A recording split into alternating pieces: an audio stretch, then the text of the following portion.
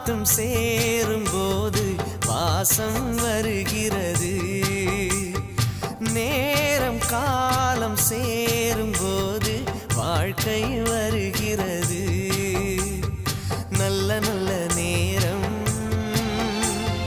நம்மை வந்து சேரும். முத்து முத்து தீபம் நித்தமொழி வீசும்.